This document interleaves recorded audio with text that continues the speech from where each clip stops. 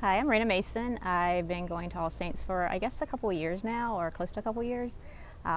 This is Mercutio, this is Pony Boy, and we volunteer with Hospice of Wake County. We are in their Pet Partners program. First got interested in hospice back, I guess, when I was in high school. I kept hearing the word hospice, and the context it was being used in interested me, and I finally opened up the dictionary and learned what it meant. And I thought that was just really cool, helping people at end of life, to do that kind of stuff. At a very difficult time, and for the families too, and at a scary point in time, and just always kind of felt like it was something that I probably could help with.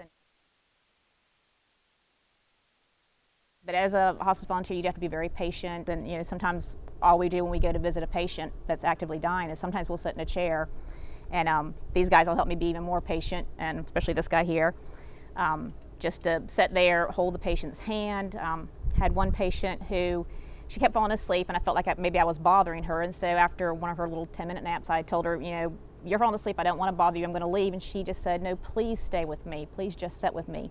And Pony being on my lap like this, just being calm, just helped me be there, and I just waited until visiting hours were completely over and stayed with her the whole time. I'm not sure I would say I really always enjoyed doing hospice. I do get a lot out of it. I see things through people's eyes that are at the end of their life, and I'm not a real outgoing person. It's hard for me really to just talk to people that I don't already know very well.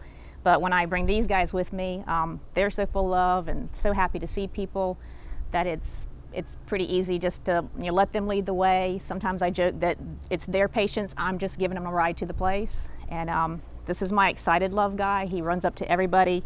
I don't let him jump on him, but he's excited to see everybody, doesn't matter who it is, as we're going through the hallway and the patients, and we usually go to assistant living facilities. And most of those patients are just delighted to have a dog, or anybody just excited to see them. And so I kind of let him do that, and he does tricks. And so he's my excited love, entertains, that kind of stuff. This guy is my compassionate love. He just kind of does this.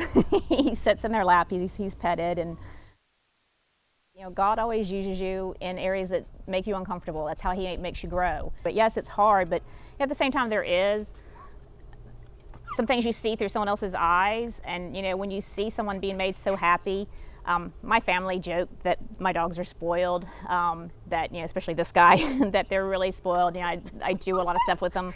I'm just short of being the crazy dog woman, I guess, crazy dog lady. But at least they have a purpose, and when you get done with a visit and you see how these guys, how they just love the people, and how the people love them back, and how delighted the people are to see how excited he is to see them, how delighted they are, just makes their day just to have him sit on their lap and they get to stroke him and they share their stories. That even though it's still kind of hard, and sometimes talking to people that live in assisted living facilities, sometimes this pushes you way outside of your comfort zone, but you walk away feeling like you at least helped make a difference, made at least a few moments of their life more pleasant.